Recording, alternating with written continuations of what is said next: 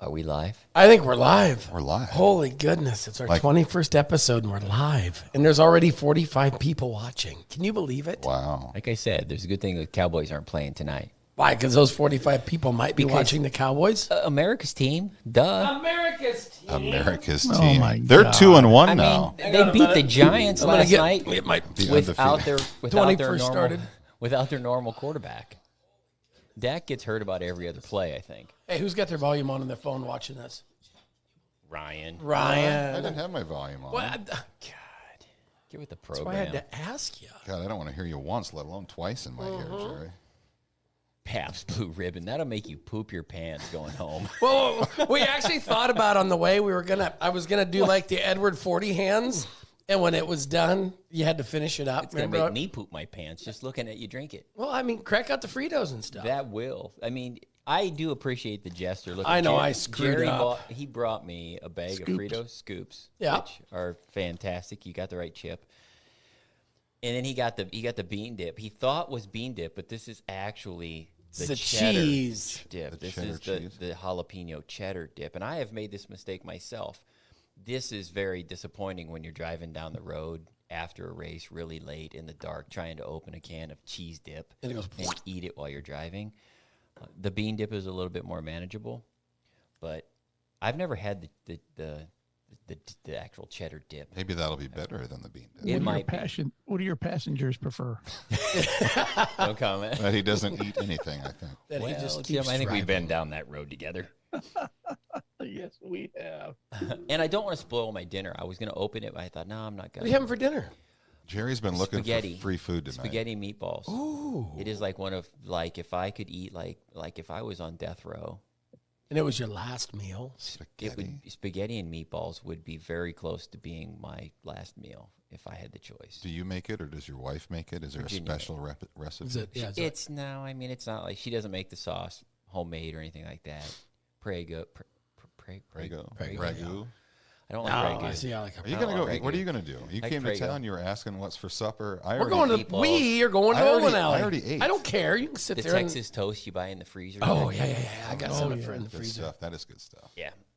Kennedy loves it too. So she's wanting to know when I'm going to be home tonight. And I said, well, I got a podcast. So she's like, oh, good. A lasagna sounds good. Yeah, she does make Sounds homemade heavy. lasagna. I do Sounds make a too good one. heavy. Yes. So you woke me up from my nap, my evening nap. I didn't. I took I one didn't too want when I to got go up. home. Before Supernationals, I don't think I sleep at maybe 4 hours a day for a month ahead of Supernationals. Then we get to Supernationals, my sleep schedule gets better because it's like when you're gonna race. You guys have never raced, but when you're gonna race, I can't eat anything all day. And then when I race, when you actually get on the racetrack and start racing, it's like you get kind of calm. You gotta right? poop. Got to poop. Yeah. And then So you hit it's the like wall that. and then you poop. The Supernationals is like that for me. I can't sleep at all until we get to the event. Then I start to relax a little bit during the event and just manage the funness of all of the Supernationals. And then after the Supernationals, I think I probably sleep twice as much to make up for it, just to get caught up on my sleep. I went home after work today and fell asleep. So I look like I've been sleeping. I've been sleeping. What were you doing 30 minutes ago? I slept for I was about 20 driving. minutes. I was just Napping. getting off a Driving. 30 on Jim, the- what were you doing 30 minutes ago? Trying to find pictures to put up on my green screen. Imagine that. I think he's got an addiction. Happy 21st, Jim. Yeah. Yeah. Yeah. Happy birthday, Jim. Hey, let's go to the questions. Oh wait, we ain't got. We only don't have got any we only questions. got 56 viewers. There was a question. Nate posted this on, I think, Instagram today earlier. Also, the preview that we were going to be live. Cam Reimers, I should have brought a Natty Light. Oh, His question was, do you prefer a young gun or an old guy winning a feature or something to that effect? Who do you like to see win? You, Ryan. Young I wasn't guy, sure that A question new was all driver or an older driver? Are each of us going to answer this? I have an answer. I mean, I have not really a preference, but It kind of depends on the circumstances, Yeah. to be honest. Because if the old guy's won a lot before, he's just an old guy winning more races. Yeah, a young guy. But if he's who's- an old guy that hasn't won for like a long time and then he gets like it's that different. one. Yeah, it's different. It all depends on the circumstances. But if I had to pick like a first-time winner of somebody who's a long-time racer and somebody who's never raced before, I don't know. I would tend to pick the long-time racer that's never won before. because I've experienced that a little bit. You know, when you're racing and you can't win and you haven't won, racing can be very, very, very deflating. It can be very hard to keep doing it if you're not competitive. And when you win, it just changes all of that. It really does, just like instantly. And then you see guys that haven't won in a long time, and then they said win like 3 in a row or something crazy like that. Well, the name that first came to mind when Nate told me the question was Gary Webb. I ran into him, and I said Independence a couple years ago, and he had won. I think he hadn't won for a year or two, and he's won 500 and some features in his career. He won 2 or 3 this year. And he made the comment that when he was younger and he was winning, nobody liked him. But now everybody likes to see a 70-year-plus old guy winning races. He probably has more fans today than he did back when he was dominating. And I think it's cool when a guy like that wins. Didn't we have, you're going to have to help me with my memory. Didn't we have somebody at was it at the Supernationals this year, or was it, I was at Boone? Somebody won their first race at Boone this year. Oh, it was it Kersey Ferrando, I think. She won her first heat race. I think she won her first race. Yeah. I mean, that was her first race cool. ever. Yeah, that is pretty all cool. the way across the country and wins a race at Boone Speedway. You know, I'm just trying to think. There was a couple of drivers that was their, you know, there was like a first heat race. That was their first win ever, and they got it at Supernationals. Of any type, yeah. Speaking of Fernando's, anybody check out Gray's arm? I didn't watch that steering wheel, man. He's got some wolf on that steering wheel when he throws it at people. Throw his shoulder out. Maybe he's gonna quarterback for the Cowboys. If you could throw a steering wheel in the NFL, he'd be the guy. Or for Seattle, maybe, or something. I don't know. Who do they have now? Because Russell Wilson's in Denver now, right? Who is it, Jim? Isn't it Geno Smith? Smith? I don't know. I know that, Russell Wilson's at Denver. I watched some of that game. Was that on Sunday? Sunday. I watched her. I was on TV here. Who's that? The Broncos. The Broncos. Yeah, that was on Sunday. That was a Sunday afternoon. That was a late, terrible game. Yeah. That was awful. They played. Who did they play? Ray liked our comment. It was terrible. Is he listening? No, he's watching, though. I don't know if he's listening or not. You know what I meant. I just woke up from my nap. That's the only question I had. So are we going to wrap this up now? Can I go eat spaghetti now? Probably not. Well, I mean, I've only like gone my like. I mean, it could be our shortest one ever. Real wore quick, this one yet? Thing. No, you did not. Sprint cars in Indiana. My favorite one. We've, sprint cars in Indiana. What about sprint cars in that? I mean, Mickey Smith has stepped up and is basically taken control of the tracks out there, and we're real excited. We're going to have some good weekly track racing, and I expect great things out of the race savers out in Indiana. That's like 3 tracks too, I think, isn't it? Yeah, two right now. Then the third one's going to be coming on, and it's going to be a good deal for all the racers. It's going to be great for Race Saver and the racers, and I'm excited about that. And we really thank Mickey for stepping up and helping out on this. Beating the Giants is like a 4-cylinder racing a stock car. Yeah. Hey, the Giants were undefeated. They were 2-0. You know, there's only 2 undefeated teams what now. Jones is the supposed Eagles to be and like. The Dolphins.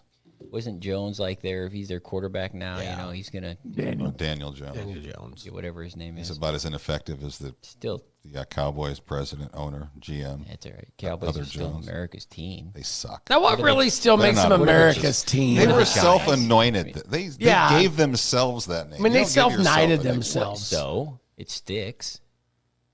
Were you a Cowboys fan before? He used to be a Green Bay fan. No, I've never really been a Green Bay fan.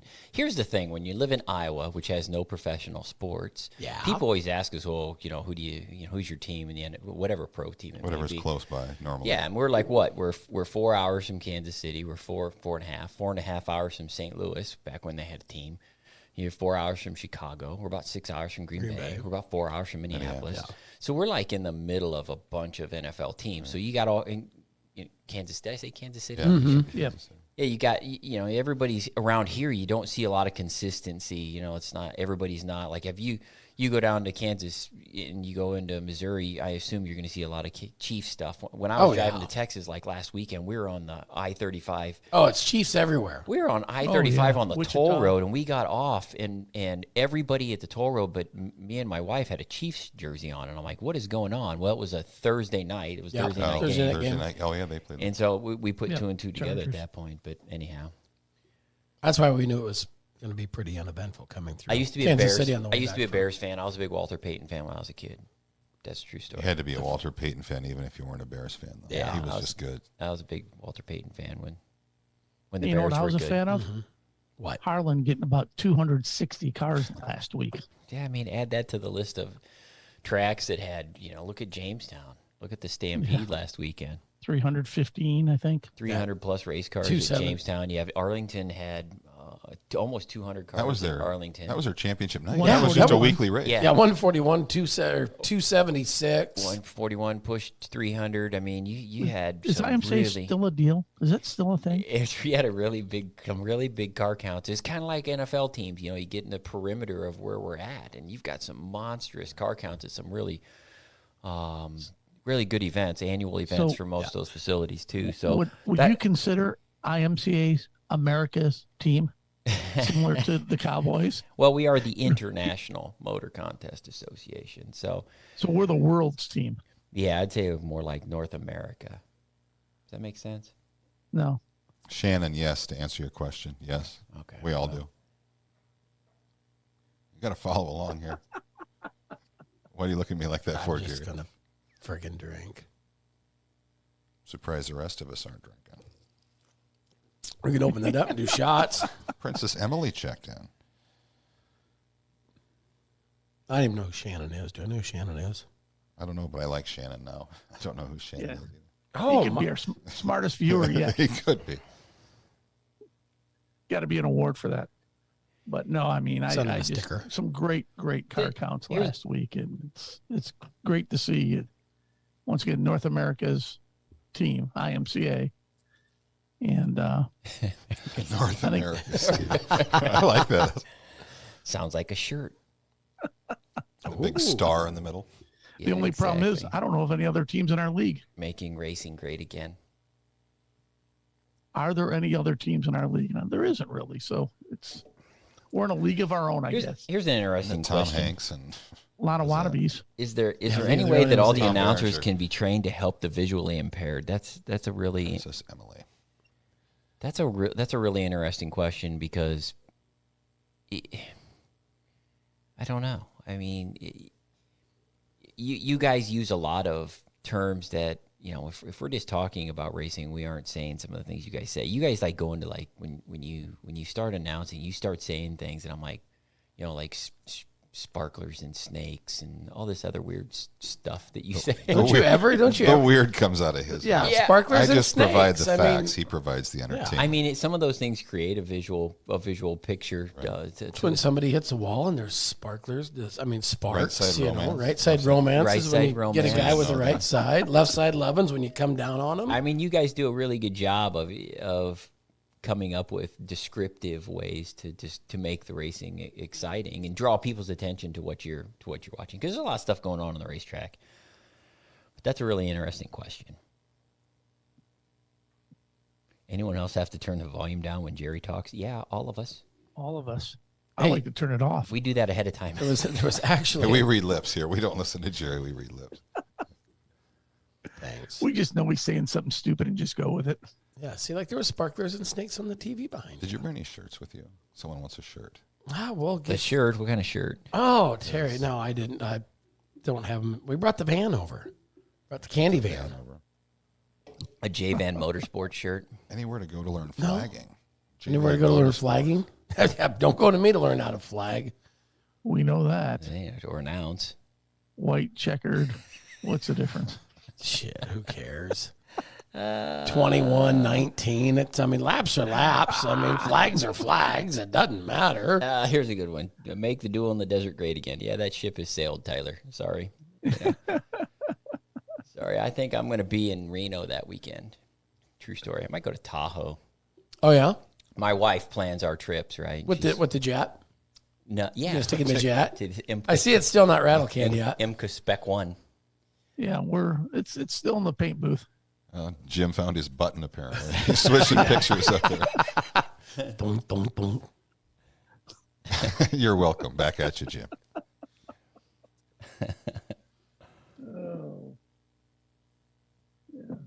Here's an interesting, Jamie Doggenbaugh? Dolphin ball. Dolphin ball? when he talks about multiple features at tracks. I mean, think about it. Back when I know what Jamie's talking about. He was talking about when Boone had 8,000 friggin' hobby stocks, and they ran 4 hobby stock features a night. Everybody made the feature. Yeah. The interesting thing about that particular comment is how it applies to the Supernationals. And particularly the Prelude. Let's use the Prelude as an example. Because we have, we had like 125 plus, 140, whatever it was in 3 classes. And we ran one feature, one 24-car feature. We didn't run 30-car features or 33-car features. And we were set up. We had one trophy. We had, it's just that, one purse. You get into issues that maybe the racers don't necessarily think about, but they do, and they do matter. And when you add a feature, generally speaking, you add the purse too as well. So you're doubling your purse.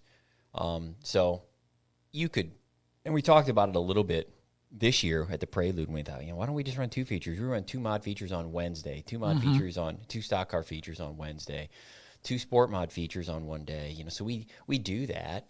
Why don't we do that at the Prelude? And that's probably one thing that we would consider changing for next year is being prepared to actually add another feature. Just because I think it's cool to when you have that many cars to whittle it down to 24 cars in a 140 plus field. The vast majority of the cars are sitting on the trailer. So adding another feature is kind of interesting.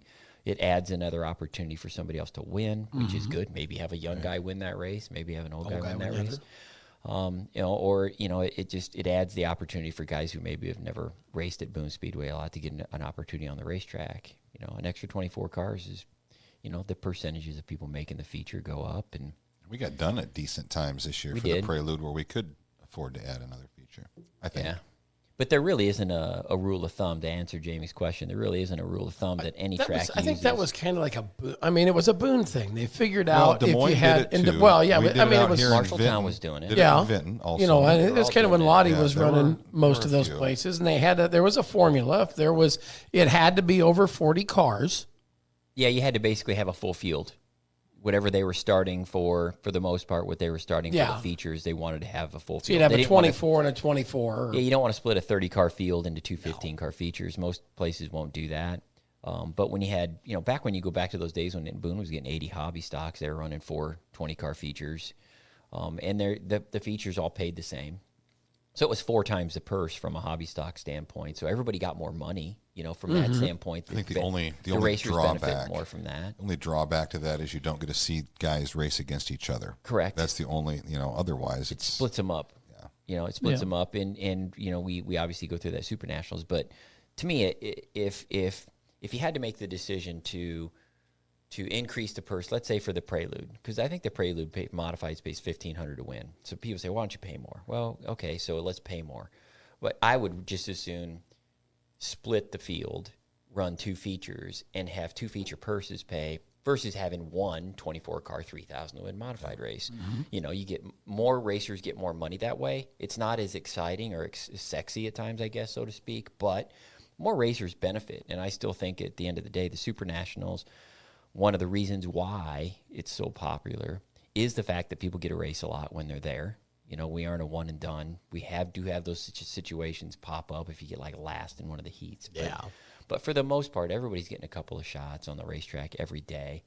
You run 2 features, so you get the opportunity to recognize more racers. Yeah, back in the day, it was always like, this is your last chance to go. Exactly. But I mean, the thing of it is, if you give a guy that races on Wednesday and all he gets one shot, who's going to come to it? If all you got is Wednesday's your day and this is it. One of the questions we got up is about training for track officials and what have you.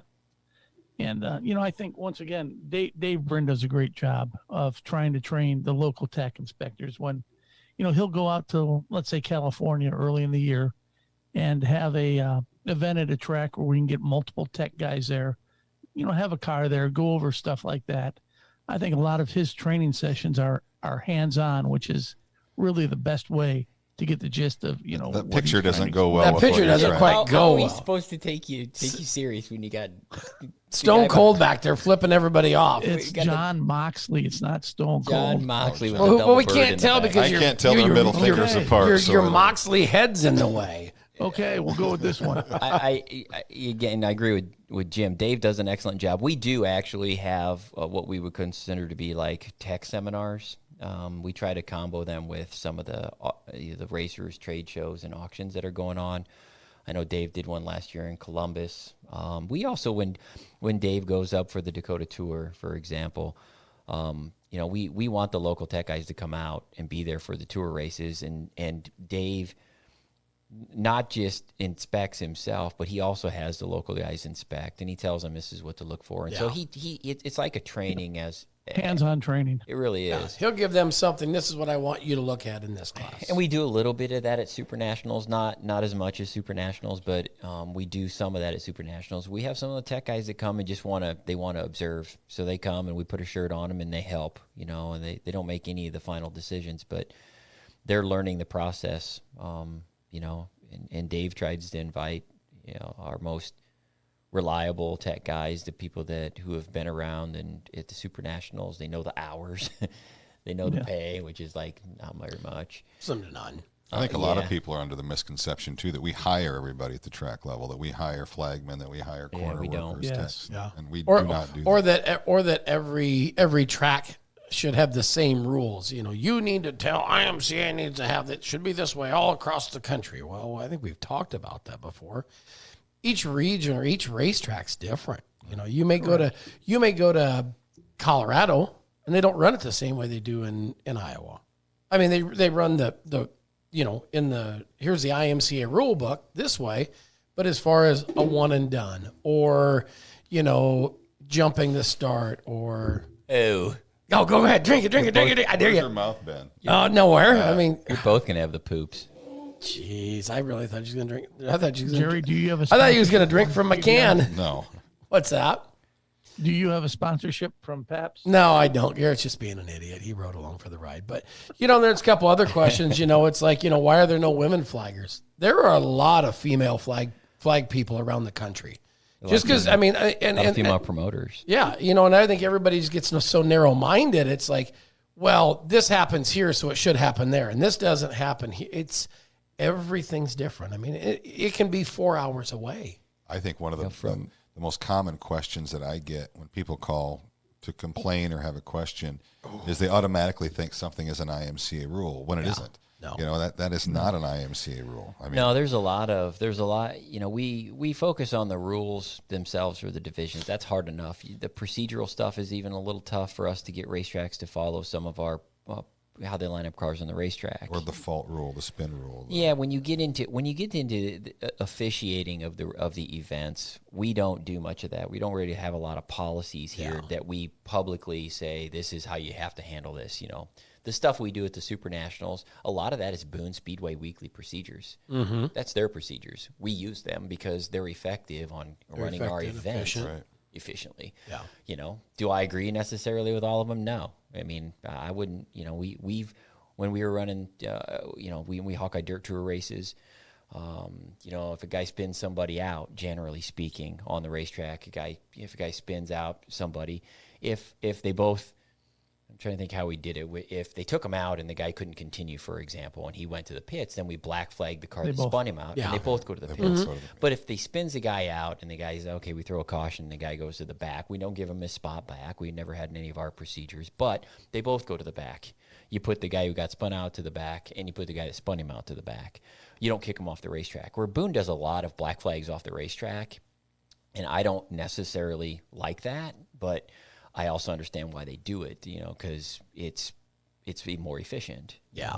But you'll see us in the feature events. We try to get rid of some of that stuff. A guy might get a black flag in a heat race for something and in the feature he won't get the same one. We'll put him in the back, and that's because it's our feature event, the final event. It's the last race for that division for the week, and we don't want to kick race cars off the track unless we absolutely have to.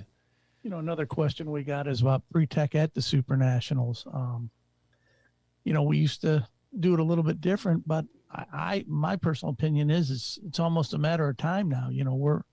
We've pushed the starting time up to try to accommodate for the number of race cars, and it doesn't leave us that window to pre-tech like we used to be able to. I think you'd have to start pre-tech for Supernationals like on July 3rd. Well, I mean, the issue we've got now is just it's a function of time, and then it's a function of space. And getting all those cars around to pre-tech, we got very good at it, but it became to be the overwhelming thing that all of us were doing until 20 minutes before the races started. So I think not doing pre-tech is probably it hurt the event a little bit because there's something about pre-tech I think that people think is cool. Stigmatism. It's a part of it. It's but there's also something about all that pre-tech that people sitting out waiting to be pre-tech for 2 hours is at the same time it's not the best use of their time as well. I think it also makes the racer police himself. Yeah, a little bit. This is what they're going to be looking for. We give them the same pre-tech sheet that we've made for years. We update it every year. We give every racer that. It was in the driver's packet. It was in the QR code that they were scanning if you wanted to scan. It's probably online right now. If you go onto the Supernationals drop-down menu, you'll probably see the pre-inspection sheets that what we have used in the past, and we just say these are the items that we're looking for in pre-tech, and if any of these are wrong, you're going to have to be forced to fix them. So we just transfer the pre-tech to the infield. And try to handle those situations as delicately as the number as of DQs during events, have they increased or have they haven't? I don't. It they doesn't really seem haven't. like they have. No, I don't. No, I think there's maybe less than what there used to be. I think so. Yeah. We Like see a lot Dave less says in his controversy. columns, know what you own. Yeah. Correct. And we see a lot less controversy in the post-inspection tent. We'll come across a set of ported cylinder heads, and no matter how much pre-tech you do, You're never going to find that. you're pre-tech. never going to catch that. You having issues like some of the stuff like carburetors and boosters and some of those things we'd like to catch in a pre-tech setting. But at the same time, same with like a wheel sticker, those settings, people can change them. Like go throw a 2-inch off wheel instead of a 3 off on a wheel because the racetrack's changing or whatever they're doing, and don't pay attention and get one without a sticker. I mean, we've seen that happen. Carburetor's a little bit harder to change. Most guys are racing their best equipment at Supernationals. They're not showing up on accident with the wrong carburetor. Now, Gray brings up a great question. And I we've talked about transponder location Sounds like he wants standardized across the country, and to be honest with you, I mean, question. I get it. We all get it because you get the guys that have the hardwired one. So, like in Texas, it's at the steering box on like a stock car. You come to the Midwest, it's 12 inches behind the rear factory seam. Well, now they've got to move their hardwire or figure out how to move it or unhook it or ramp. It's a pain in the ass for the racer that's been told to put it in different places. Yeah. And Gray's got a good point. Like I've always said, the mid plate on a modified and a sport mod is going to be the same that it is with every car from here to California to Oregon, and why racetracks choose where they put them is up to them. I can tell you why we did it at Boone because I was there when we put the transponder system in. We measured from the mid plate to the front of a modified that distance. And that's where the loop is in the racetrack at Boone Speedway. It's not at the flag stand. No. The loop is actually back, whatever the distance is from the front bumper of a modified to the mid plate. And it's like 6 feet-ish, something like that. 6 and is where the transponder loop actually sits in the ground at Boone Speedway. And the thinking was at the time, if somebody's got a video or if somebody's got a camera or if somebody's watching the race and you've got two cars, that extra few feet of finish line can matter. So Lottie wanted to have the modified nose line up with the flag stand and the timing all be consistent instead of putting the loop where the flagman sits and the transponder on the mid plate. The front of the car is 6 feet past before the transponder gets there. So he wanted to have it match. Mm-hmm. And that's There's why no controversy in racing, though. Yeah, we've had it. I've argued with people. Used to. I didn't the last couple of years, but I had one year where we argued with a guy. I can't remember who it was. That he won that race, and he, and it was one of those situations where he had the momentum and was going just fast enough to where it looked like he beat him to the flag stand, but he didn't to the transponder loop, if that makes sense. And so I don't know. I mean, a consistent place would be nice. Put them all on the mid plate if I had to vote. If I was going to do it at IMCA, I'd vote to put it on the mid plate because I think a lot of facilities are using the mid plate. Yeah, mid plate or firewall on the stock car on the hobby because that's got to be in the same spot. Just that one spot that is at the same spot in every car you race. I know some places like Sport Compacts, as long as it's in the engine compartment or on the right rear passenger seat. Yeah. Yeah, we put them in the trunk of a stock driver's car. pocket. Put them in the trunk of a stock car, and it don't match up. Yeah. Don't match up the loop. Don't match up with the flag stand, and that's where But, we got into the it's- issue that one year with the guy said, "Well, I passed the flag stand first." Well, the transponder didn't show that, but the video was really looked like especially the angle that he had filmed it. His wife, I think, And that's a lot of an angle. it is. You think straight or off a little bit doesn't matter, but it does. That's why most huge scorers difference. sit in front of the scoring line. A lot of racetracks will sit wherever the scorer sits in the towers, where the finish line is not even where the flagman is at. It's where the scorer sees it. So, all that stuff has varied forever as long as I've been at IMCA. But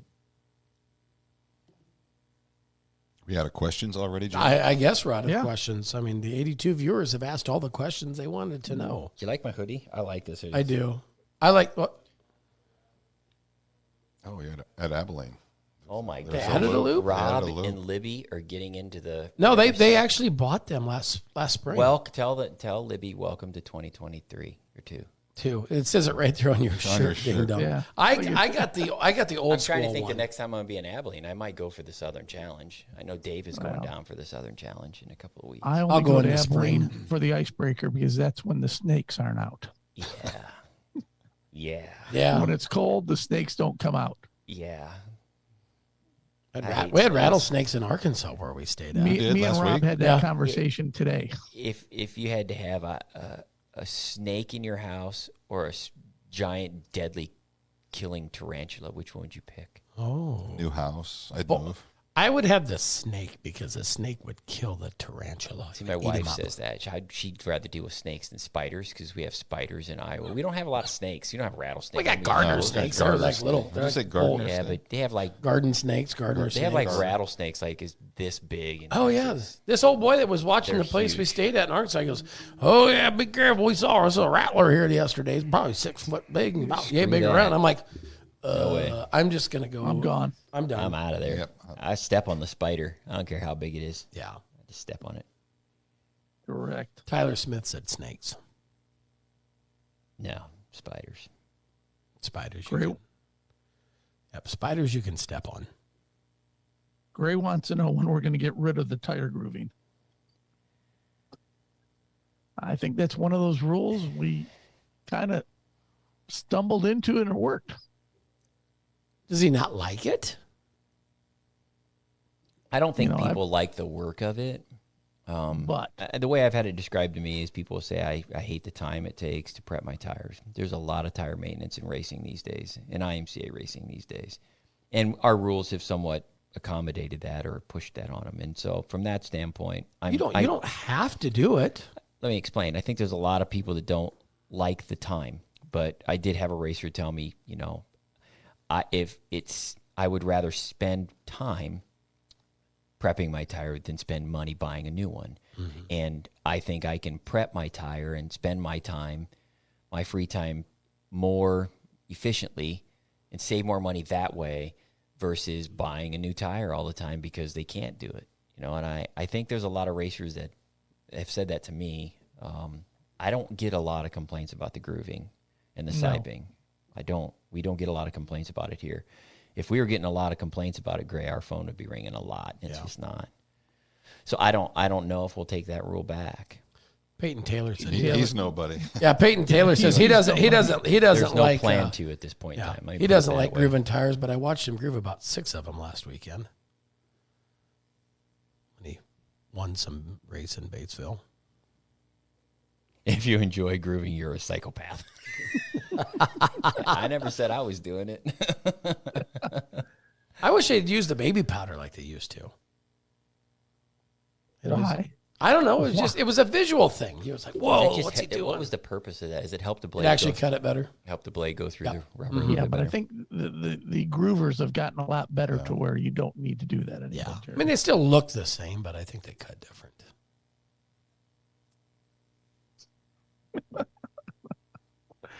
Oh, I'm glad that wasn't a question. Why the baby powder?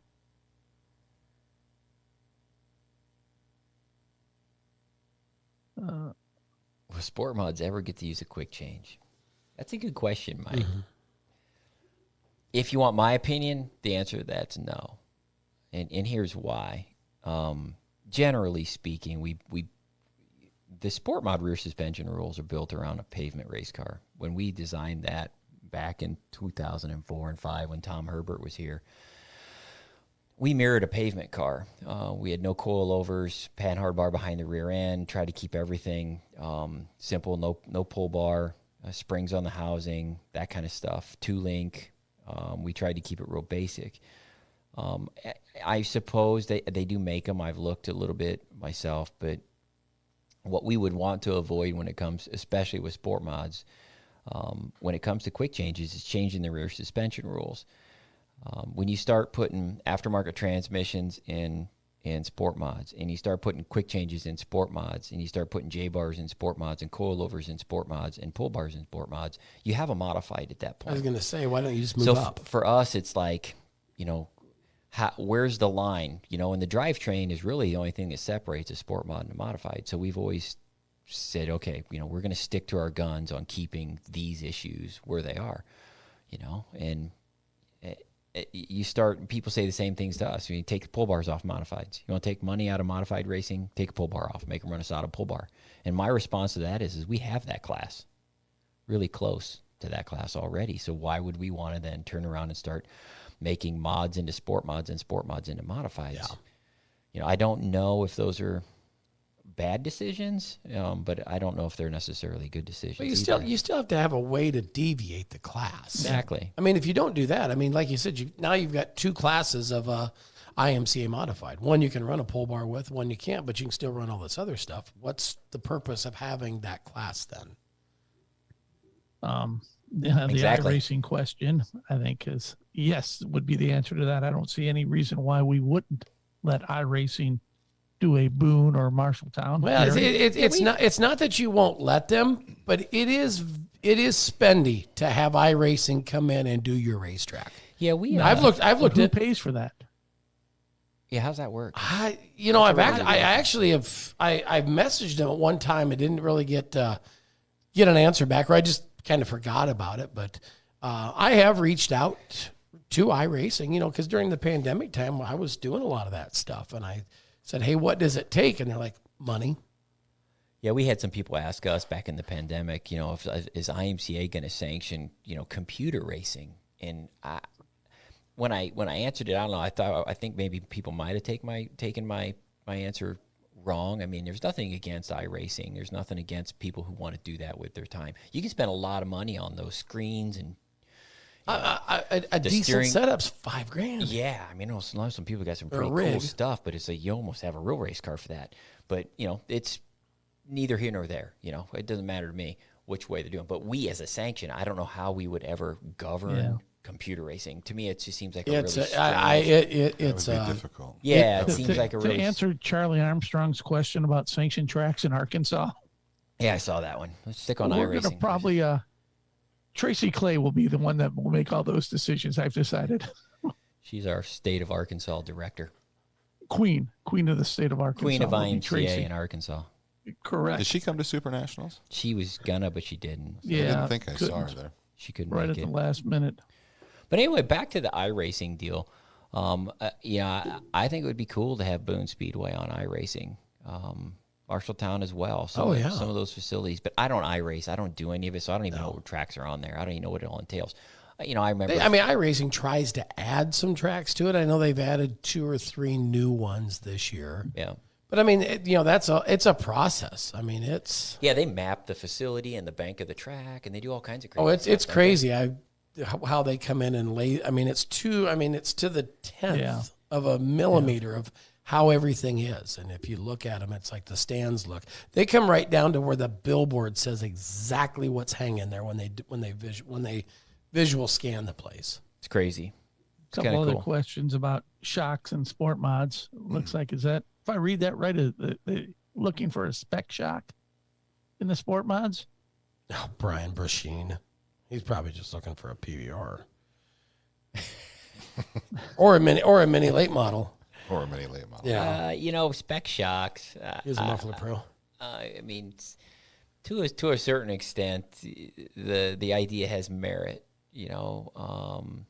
but man, where there's a will, there's a way. We all know this in racing, and forcing everybody to buy stuff that they already have, changing rules in a direction that we already went in, is very costly. It's costly for the racers. It's costly for us as a sanction. It's costly for the promoters as track operators. It costs everybody money, And so I'm not a huge fan of spec shocks. I think what we need to do on that, Brett, away is from let's it for a defer while. this question to Carson. No, Carson's come over to the dark side, so we'll refer that question to Wasota. We'll let them spec shocks. Aaron Plum, gears and sport mods. Here's the thing. At the end of the day, when it comes to shocks, it's one of the reasons why we've kept our shock claim $50, and it pisses people off when they get their shocks claimed. But at the end of the day, we have not changed that rule. That rule has always stayed. And so if guys want to put $500 shocks per shock, they're still $50 on their race car. The racer at the end of the day does have some recourse. He does have some say in saying, okay, and we do have it. We have more shock claims these days than we do the engine claims. We still have a few engine claims that, I guess. Raceway Park. I was going to say it, but I didn't. We still have a few. We still have a few engine claims here and there, but more shock claims next time. Yeah, run those numbers for us, would you? More shock claims, on anything else. Yeah. And if you were going to claim, if I was racing and I was going to claim something from a racer, their carburetor, their engine, or their shocks, I think their shocks are the most valuable thing on the race car these days. You talk to the racer, and the shock is, putting the tire to the ground and keeping it there. It's based off the shock. You're essentially claiming the guy's setup. You really are. You're buying his iRacing rig. You're buying his setup. You see a lot of guys, they won't put exactly what that shock is on there. So whoever buys it, if it gets bought, it's a guessing game. They're putting the wrong valves on it. They're writing different things. I mean, it's like a code. You walk up and their shock says one thing. They're like, that's not what it is. Oh, you 812. Oh, I want one of those. What about, full spool gears and sport mods? Now, I think the problem with that is once again, the cost. That was, at least my opinion, one of the things that led us to possibly a quick change was the cost of the 9-inch gears at the time. And I just don't know why we would want to force that same problem into another class. I don't think the spool is the biggest issue in the equation when you get into 9-inch chunks. The transferring the modified gear to the sport mod by changing the quick change rule. The reason why we didn't do that is because we had guys running $1,200 center sections. We allowed them to be polished and lightened with a full spool, so they got some fancy stuff. And so we didn't want to immediately transfer those things right down to the sport mods and force guys to go out and buy polished gears and full spools. So we just said, no, we're just not going to change this rule. And we left it that way. I don't know if the full spool is necessarily the issue, really, to be quite honest, anymore. I think probably the issue is the lightening of the gear, polishing it. We allowed all that in modified racing. So in one aspect, it makes sense to let the mod gear slide down into sport mods if they're actually going to use the same gear. But it would have to be a gear that's not lightened. It would have to be a gear that didn't cost $1,200. But how many years ago was it when we put quick changes in? Quite a few, handful. 7-8 years ago, I think. I mean, I'm sure the gears have went up since then. So everything is constantly moving. We evaluate that stuff all the time, but what's the accepted, for anything anymore? What's the accepted amount of money that the racers are comfortable with on components? Yeah. Whether it be something as simple as a spring or even the price of wheels. I mean, there's a lot of stuff that is Yeah, you got to look at it. How Seen much do the you eff- want to spend? Here's Seen the another effects of one Joe for us. Biden. When will quick changes be allowed in Can I stock say cars? that? Can I say that? What's up? What's that? There's a lot of components on the race car that have seen the effects of Joe Biden. I mean, that's just my political comment for the day, but I'll leave it at that. I know there's people that agree with me.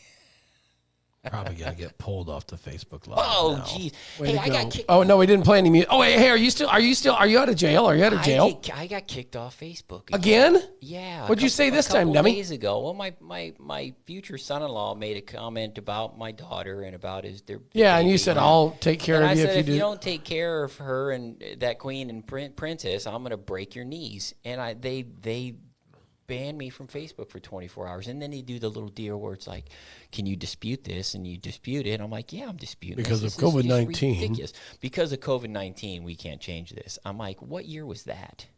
Hell, the president just said the pandemic's over. Didn't he? I don't He know. should tell Mark Zuckerberg, whatever his name is. So anyway, so what'd you get kicked off the second time for? I got kicked off the He first just time told for ya. that was the Oh, I second thought you time. said you. Oh, okay. The first time was something similar. I was just joking. Beat the crap out of. Oh, it was if you steal somebody's stuff at the Supernationals, and you I can got kick their kicked off ass or of the something. own. Yeah, just go ahead I and got kick kicked their off of ass. the Supernationals page that I was moderating for 24 hours. It was literally like 2 days before the event started, and somebody had said something about watching people's stuff, and I said, "Hey, just watch your." I remember. stuff. I remember reading that. If you catch somebody stealing, you can beat the crap out of them. I put that on our Facebook page, and they banned me from our Facebook page. I'm like, Yeah. well, okay, I guess I won't have to write anything on there for a day, and didn't. But I enjoy that page. I haven't went on it since fun. Supernationals. I'll admit I haven't went on that page since Supernationals. I don't know what's being posted on there. I don't think But there's It much gets of quiet. anything. It gets quiet. It's more Go of an event stagnant. page. We Out. try. I try to answer a lot of those questions. I try to stay on top of it and answer the stuff that matters. We get a lot of people that want to post stuff about support this business in the city of Boone, support this race in a different state. And all of the posts that get You put, did one of those today. all those Well, posts yeah. that get put on the Supernationals private page have to be approved. You can't just post. And so I get to see if somebody's trying to be not polite. I get to see it. Yeah. I'm like, oh, well, okay.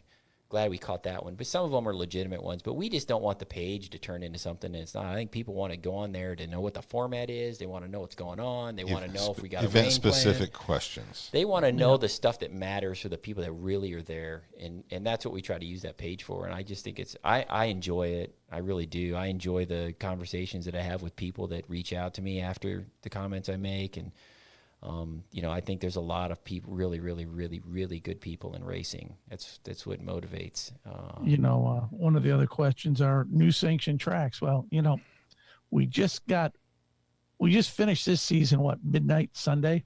Yeah. And I'm sure, we kind of talked about some new sprint car tracks in the state of Indiana, but I guarantee there'll be more coming in, and it's something we really kind of wait till we get done with our season before we start looking or going through that process. So, Right now, finished up Sunday. There's still some, tracks are still sitting in points. There's Yeah, still how all does that that stuff work, needs to Brian? be calculated. Yeah, yet. a lot of people have asked about, I've had some calls and some texts. Point season just Did I wrapped win up. this? Did I win that? Well, it's a normal week. It takes all week to gather those points, Yep. to get them entered. This week we'll have bonus points applied also for track championships. So it might take us a little longer. Shooting for Friday, hopefully, but it'll depend on how quick the results come in. We're fortunate to have Ryan here, and so he does a lot of this point forecasting. He can say this is what needs to happen. We get into the last 2 weeks of the point season. We know where we need to be as a sanction if there's issues with stuff that come down to a final race. And we've had many we had our late model championship a few years ago come down to the last race of the season. That was like a 10th or a 100th of a Yeah, point we've bonus come to have point. our point system has been pretty good, I think. I mean, we've tweaked it every year and play with it a little bit to try to make it to where it makes sense for all aspects of IMCA, I guess, and all the divisions we deal with. But I don't think we had anything come down to it was close in one division last weekend. I But don't think it came down to bonus points. Yeah, and it's going to come down. you're to not bonus. gonna load the bonus point system. That's the nice thing about the bonus point system is you're not gonna load it in the last weekend. You're not gonna move here's the another bar good much. You're question either for there or Ryan. you're not there. Yeah. The Quick youngest changes in person stock to cars. qualify for the late model Oh Supernationals. wow, I have no idea. Come on, stat guy. He doesn't have his book with him. I don't have birth dates in my book. Yeah, we don't have that. I don't. Maybe it was Logan Duffy a couple years ago if he was over there. That would for that. probably be it. That's it. I mean, that's the youngest late model racer I know is Logan Duffy. He would have been like 15 or 16 at that time. Might have been him. Quick changes in stock cars. Rob Gallagher. I think is he in Texas now? No, he's California. He's California. I mean, he was like traveled the country for a while. I was watching his Facebook page. And He like, was all over the place. I want his job. But anyhow, Zach Heiderbrink's quick on there, changes too. in stock cars. Too? Really popular question in stock cars. That's probably the number one thing we get asked at IMCA right now is, are you going to put quick changes in stock cars? Are you? I'm not sure. I wouldn't say yes. I wouldn't say never. But you've thought about it. We have highly considered it. However, there's one thing that it's expensive. No matter what anybody says, yeah, you're going to save money on the gears and there's a convenience factor, but it's expensive. And if you just look right now objectively at stock car racing, why would you change anything? Right. If it's not broke, don't fix it. And why are we inviting the potential for a $4,000 rear end? I mean, I've priced it out. I've called some of the chassis people, and it's about $4,000, start to finish, to put a quick change under a stock car. So why are we wanting to add $4,000 in expense? And that's to the what division when you've got tracks adding them without the rule being changed, when you've got people racing them with the rule the way it is, and you have a lot of very diehard stock car guys that are like, don't change these rules. They're good. Correct. You hear that? You hear that? Yeah. Different than modifieds. They do. There's a little more contact for the most part, and I always wonder about, will the quick changes hold up to that type of racing? But you hear it from, I mean, you hear it from the racers, they'd like to have it. But I think you hear a lot of people say, whatever they've done to the stock cars, don't touch it. Don't screw it up. Yep. This is the best thing we watch. And there it comes right down to you. If you got a great product, why are you going to mess with it? Brett, carbon fiber drive shafts and right front bead locks. Why? I mean, that's just my. Can we have left front wheel covers? Can I answer these questions with a question? Yeah, just go ahead, caller. Why? Why do you need a right front bead lock? Where are the problems? So we can make problems. All you do in some of these situations, and to me, it's like the right front control arm. That's probably more. I get the question now is, why don't you go to a fabricated lower control arm? Yep. Well, why would we need to do that? Well, because you're bending the shit out of them. Why are you bending the shit out of them? Because you're using it as a stop. So we're gonna all we're doing in these situations, in our opinion, Dave explains this best, is you're just enabling what is going on, and you're just all we're doing is enabling it to progress. Yeah. So you put a fabricated lower on there. Yeah, it's tougher, but they're racing it in the stop. It's not going to bend as much, but they're just going to race it harder into the stop. Then you put a bead-lock on the right front. You lower the pressure. You start doing all kinds of things that just enable the divisions to go different directions. And I just don't know. I don't know why. I don't know if racing benefits from that. You always look at it. If you change something, you bump something different, and that's going to change this. And then it's the whole ripple effect. Well, if you change one thing, now what's that going to change? And I don't think a lot of people look at it that way. It's if you let them have this. The good news is we've got the smart, good-looking Van Sickle watching right now. Hi, Jason. And he's an electrician. Yes. I really like him. He serves. It's because he serves a purpose at Boone. You know what? But I'm going to say it. If it wasn't for me, you guys wouldn't have him, because I get a phone call one day. Hey, you don't know of an electrician. You can come look at this deal. And I said, yeah, let me call my brother. And then from there, it was history.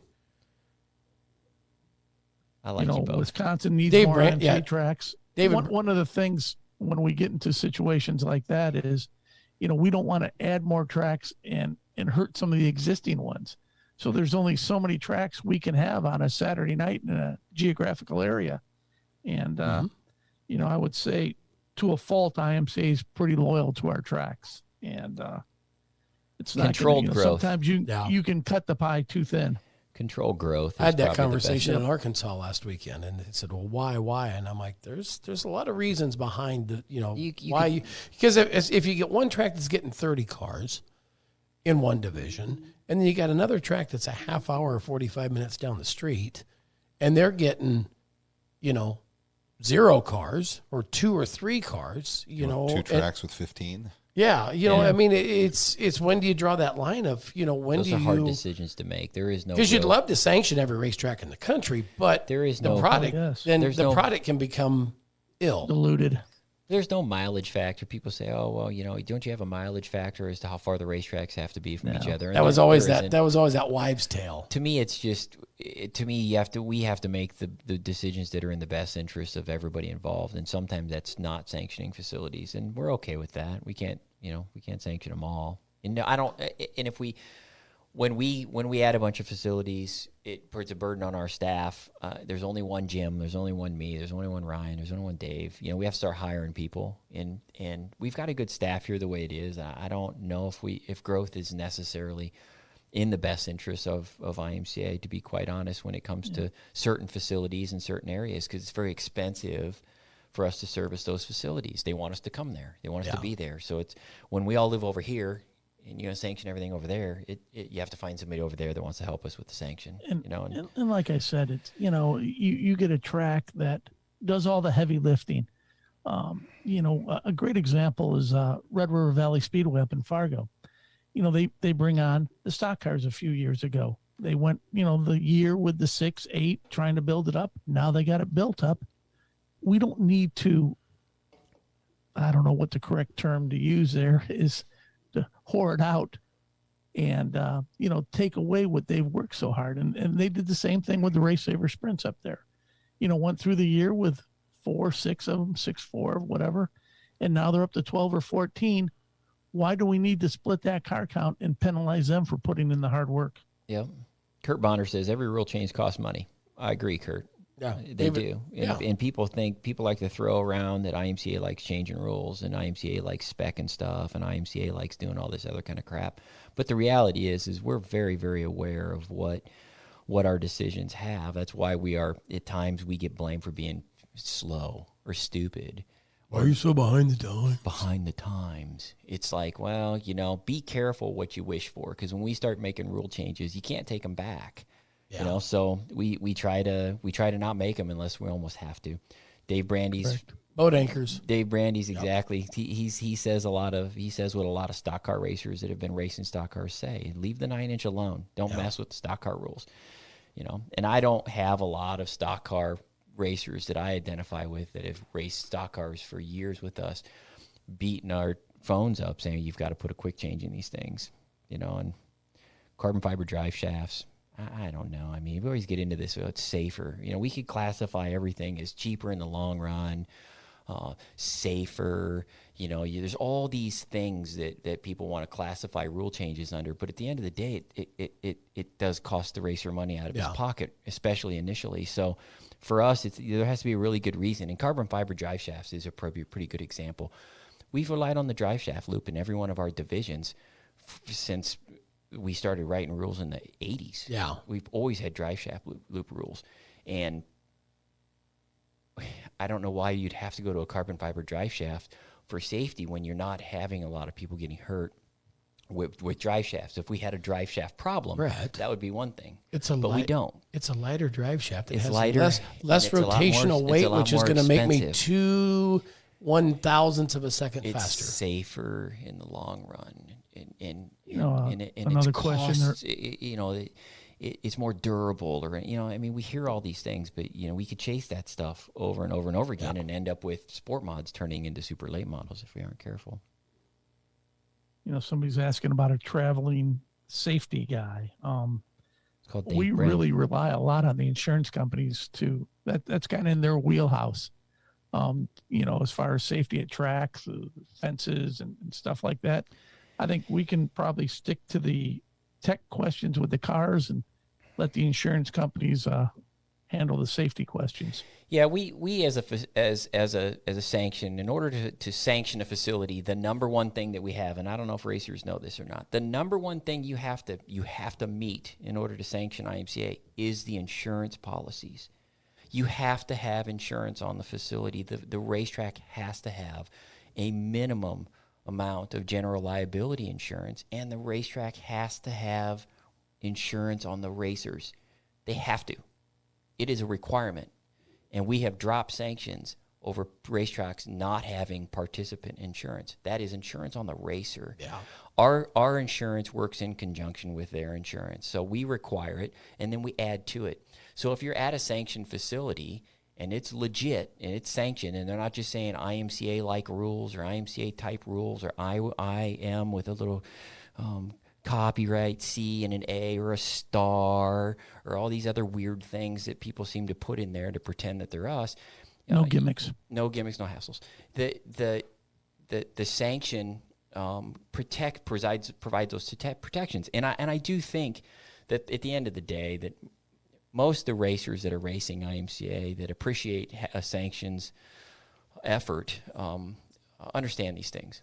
You know, the guys who don't care about insurance don't really care about rules. The guys who don't care about rules really don't care about insurance. Yeah, I think those type of at times those types of perspectives are very consistent. You know, in the back of that insurance deal, you know, can we everybody talk a little bit about that, Brett? The little crap that goes on with the like IMCA and all that shit. Oh, I don't know, Jim. I don't. You know, here's the problem. You know, you can go to where I'm at, Borsheim Jewelry, buy a real Rolex, or you could go to Tijuana, buy a fake Rolex. They're not the same. I still tend to think too. At the end of the day, I mean, I can chase people with cease and desists, and we have copyrights on stuff, and we have trademarks on stuff, and at IMCA, we can chase people with that stuff, and I have, and it's not productive. It can be productive, but it also is not productive. You still have to rely a little bit on the racers at the end of the day, deciding what they're going to put up with, what they're going to do, and. The one thing that I don't like, probably more so than anything else, and people saying that they're IMCA like this or IMCA like that, is that it dilutes everything. If people start changing things, it's not like IMCA. It's not. Dave's not going to be there. Jim's not going to be there. I'm not going to be there. Our staff is not going to be there. Our support system's not going to be there. If a guy beats the crap out of somebody, we're not going to be there. If a guy goes backwards on the racetrack and smashes into another car, we're not going to be there. You know what I mean? There's a lot of things. If a guy gets hurt, catches on fire, our insurance is not going to be there. There's a lot of things that are not going to be there.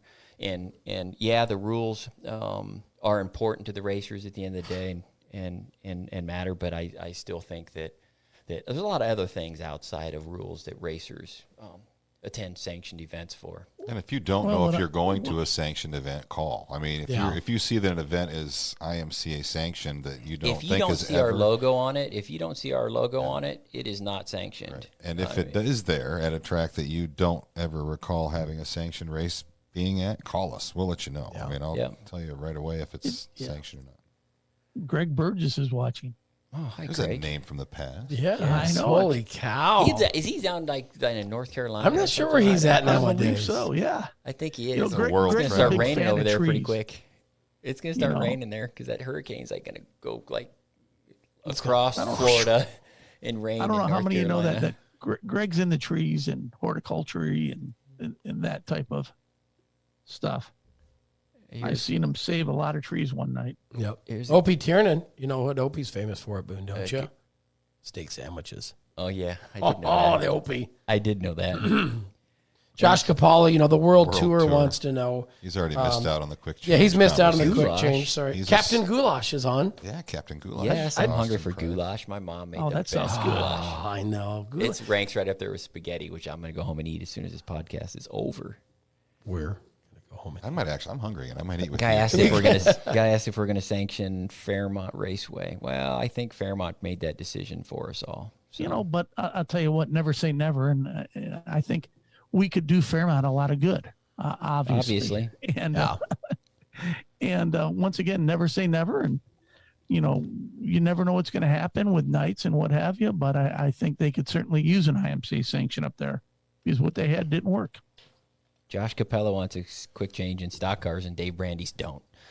So again, Well, that's just you the got to dilemma understand, that we're in Josh. right. But the dilemma we're in is a sanction. For one person, I mean, it's like this almost across But the you board look- in every so- division. You have somebody say something, Yeah. and they walk off, and the next person comes up to you and says the exact opposite. And then people Correct. want us to make decisions Yeah. that make everybody happy. Well, consensus is something that we've never really, I guess, tried to shoot for here. We That just tried doesn't to make exist. That it doesn't. exist. But if you look at like you said, you look at when we started talking about that, and you look at the comments that the people said, don't leave it alone, don't touch it. It's awesome, it's amazing. Why change it? It doesn't cost anybody any money to leave it alone, and that's No. the end. That's the main driver of. And you some of never this know. stuff. Like I said, it's one of those bump the duck kind of deals. You bump that. If you put a quick change in it, does it then take away the product of the racing that we see because of the way it is? Brett, have you ever thought maybe what we ought to do is let the tracks vote on rules? I know it's an interesting concept. I'm just throwing it out there. Okay, I vote to keep it the way it is. Well, that was Brett, so what do you to think? What are your thoughts on that? Well, that was so Does to that do work? that. Well, that was so to do that. Oh, That's great. Here's the thing. I wouldn't be here on Mondays Here's anymore the if that thing. was the case because the phones would be off the hook. Let's talk about this. So, what if they vote on shit that you don't want? You know what I mean? What if you vote on stupid that's not good for the sport is what and I everybody don't- votes yes? This is what I don't like about what's the word? Board-driven decisions, right? correct. Where everybody's they decide they want to be on the board, or they have elections and everybody gets on the board, and then they all decide that they're going to change rules, and then they decide after a year they don't want to do it no more, and they don't want to be on the board, and they're out of there, and they leave everybody else with the mess that they created. At least in this situation at IMCA, if I create a mess, I have to deal with it. You know what I mean? If we create messes here, Jim deals with it, I deal with it, Dave deals with it, and we make messes. We've made mistakes. We've changed rules and changed them back. I mean, it's happened. We try not to. But we sure don't do it on purpose. We think we you this is don't a good maliciously decision. go back and watch this. I'm going to get them. Got them. Right. It's not changing rules is not something you want to take lightly,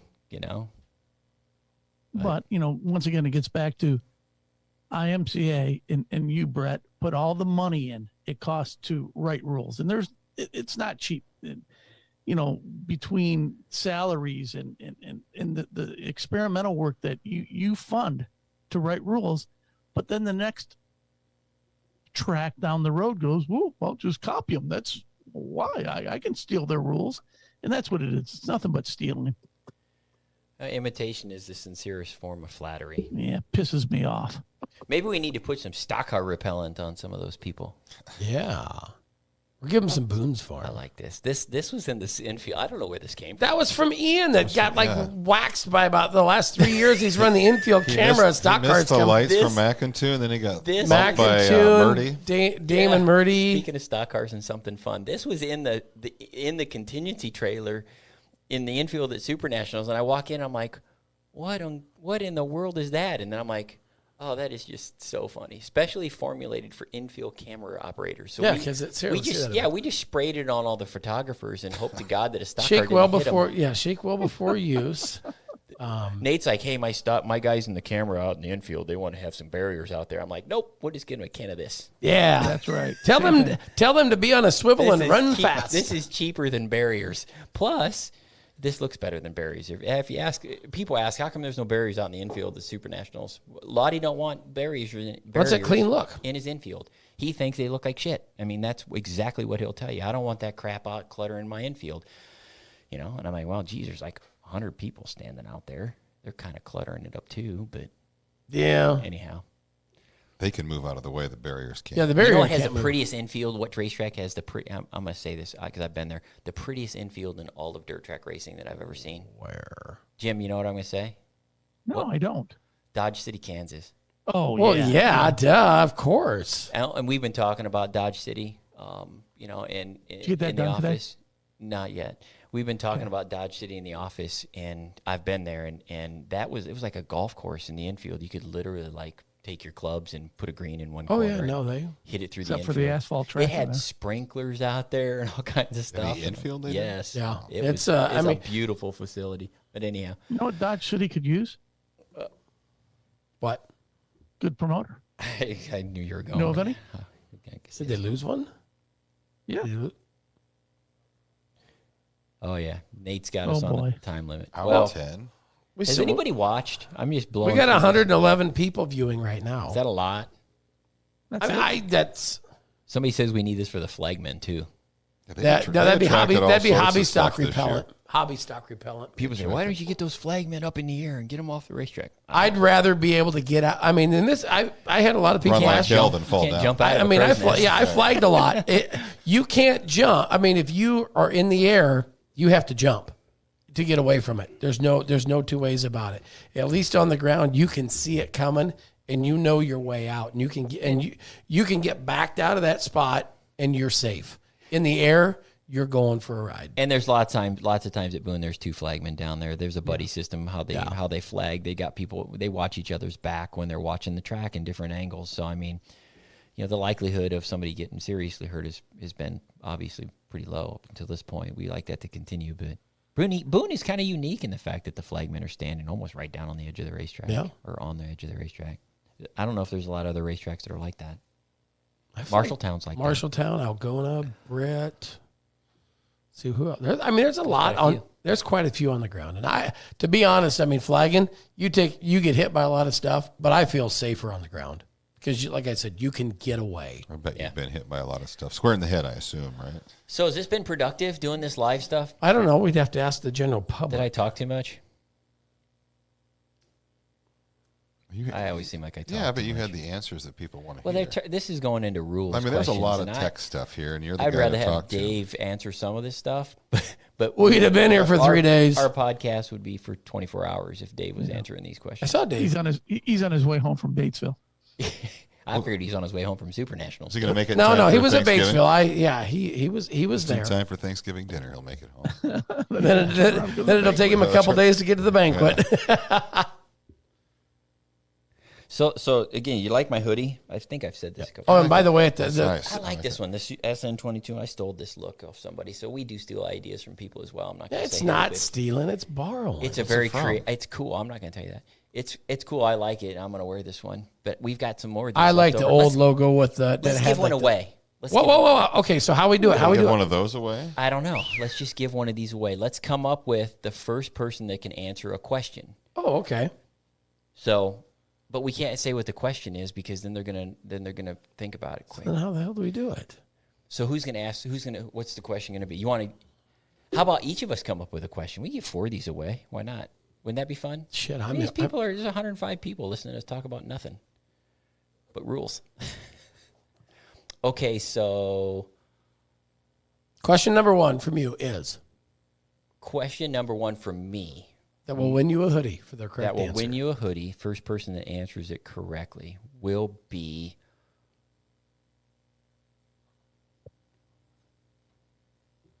who won the modified portion of the Prelude at the Supernationals this year? Good question. That is a good question. Go ahead and make your answers now. You want a hint? No. They got first person that answers is going to get one. Okay, I wasn't going to give it away, but so the first person that answers that gets a hoodie. It's not Branchog. You had another question. Who won it? Nobody yet. They haven't answered. Can I answer my own question and just keep it? People are getting on MRP right now to see. There it is, Matt Ruff. Matt Ruff? Matt Ruff won it? Matt Ruff won. It was Tim Ward. Correct. Speaking of Matt Ruff, XYZ CBD. Scooby-Doo. I saw Matt Ruff's name today. Where? Because I'm doing the purse. I'm doing all. For some strange reason, I decided that I'm going to be the person that goes. Yeah, Tim. Yes. Matt Ruff is the winner of sweatshirt number 1. Yeah. Okay. That's okay. We'll tell him the game's over for now. Pay attention. So Matt Ruff, his name come up in I think he was one of the gentlemen that didn't pick up his pay at the Supernationals, and it's an incredibly large amount of work for people not to pick up their pay at the Supernationals. I can guarantee you one thing is changing next year at the Supernationals, and that will be you cannot draw the next day if you do not pick up your pay from the day before, because the volume of money that we have to sort through, document, send checks to, put in our system is just overwhelming. It's taking us a week to do it, just to do it straight work. Matt Ruff was one of those guys. You know who, speaking of which, Jeremy Mills Yeah. and Jonathan Logue. Yeah. Those two guys apparently have never been to the pit shack at Boone Speedway. And Logue practically grew up there, but he must not know where the pit shack is at. And Jeremy Mills raced there an awful lot as an out-of-towner guy. You know, he's there a lot. He also does not know where the pay window is at the Supernationals. If I had to pick two people right now, what I've dealt with just up until this point on people who've never picked up their pay, Jonathan Logue and Jeremy Mills, they win the hoodie for the night for never picking up their pay. But you got to come here to But pick I'm not the gonna hoodie. Yeah, but you got to come here you got to drive here to get the hoodie. If Mills wants his hoodie, his ass is going to drive to here and get his check instead of me mailing it. And same with Logue. He can drive all the way to Boone and get it and make me do all this work. When you're Mills and Logue, you have more money. What the hell's a few spare dollars kicking around? Yeah, I mean the Bobcat breeds them Frenchie dogs. We know what them little Frenchies, you know. Nice. Anybody else have a question? You want to give away another hoodie? I don't know. Matt Ruff, that's an easy one. Who won the Race Saver Nationals this year? Oh, good Oh, question. that's a very good question. Very good question. We're going to give him a Supernationals hoodie. Are you making notes of this in your computer? I'm going to so we remember know? it. I got a photogenic memory. I talked about that last podcast. Do you have a pen? Because he's not going to remember to even do this, Hopefully, let alone who won. hopefully got it. Carson's watching and he's going to write it down for me. Carson's probably Maybe a I'll just dog comment class the or winners something. in the chat. That way I we'll did. have- I put winner by Matt Ruff. Yeah.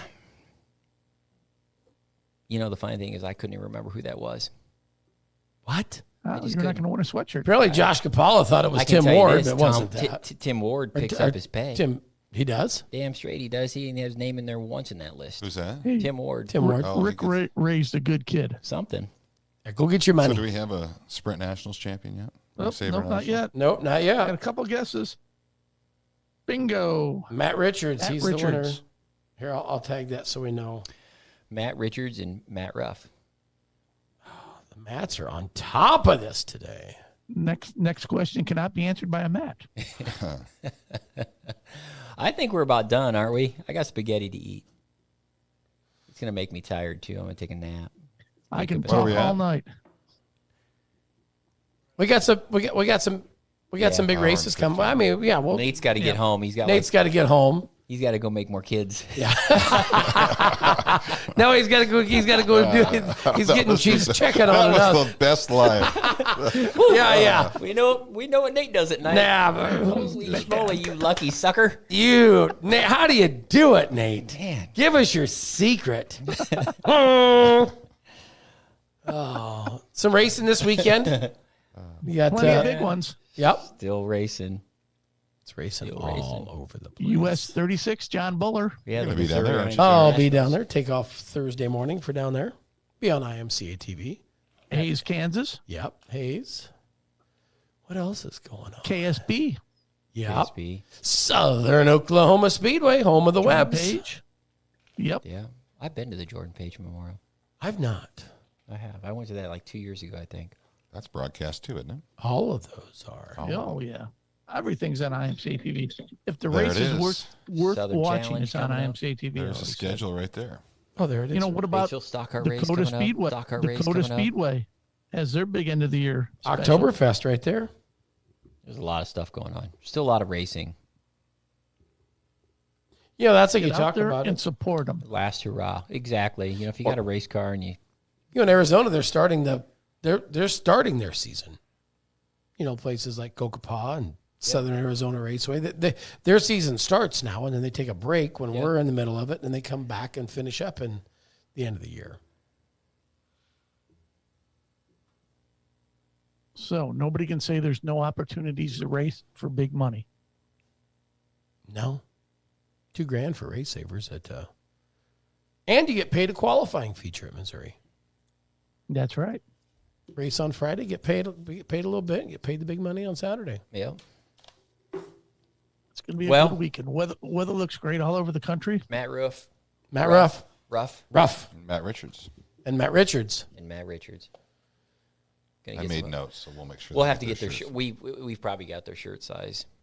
Would be my guess. Right? Well, they're racers, and Ruffs. if they followed, if Exactly. they filled out their information, It's correctly. usually in their membership database. I'll call We them keep all tomorrow. those secrets here. You know how many kids you each have. Maybe I'll call him tonight before we leave. Our membership database keeps everything. Wonder if Matt's still working in the state of Iowa, because Matt was, Matt builds greenhouses. Right. He does. I've heard that. I think that's he builds interesting. non-agricultural greenhouses. That's so interesting to me. Oh, We should have him on the podcast. Just dude. The stories he tells me about the places he's went and built those greenhouses is You probably have to have armed guards. All I got to say is watch Netflix Murder Mountain. Exactly. And it's the 100%. He says that is to a T. I have watched to that. a T. That's crazy. Yeah. But anyhow. All for the ganja. So next week is what, number 22? 22. Double deuce on the double loose. deuce. We're gonna roll on. Hey, we're gonna be That's rolling. gonna be you two after drinking the PBR. I didn't drink it. He didn't drink. We're gonna call it the PBR episode. Jerry and Ryan shared a PBR. Double deuce. Watch out. Double deuce, yeah. Yep. Oh well. Double number 2. Wrap her up, Jerry. Hey, we I got hope you enjoyed. spaghetti. We hope you enjoyed the first live. I think it went well. Are we What do going you to be think, back to boys? our regularly scheduled programming next week? Yeah, can during we? the day? Yeah, Yeah, it's getting past my bedtime. and spaghetti time We're too. going to do it live during the day next week? Nobody will watch during the day. Never know. You'd be people. has You'd jobs. be surprised at people Some that people screw work. around at work. Some people work evenings. Yeah. Do you screw around at work, Ryan? Doing what? It depends. It depends Ryan- on the moment. Ryan, do you work at work? Yeah, when Jerry calls me and texts me. Well, it's been great having you for our first live one on our 21st birthday. Wow, can you believe we've done 21 of these already? It just seems like yesterday. It was Time a flies. brainchild of Brett building this room 10 years ago. That only took 2 years to get done. Year and a half.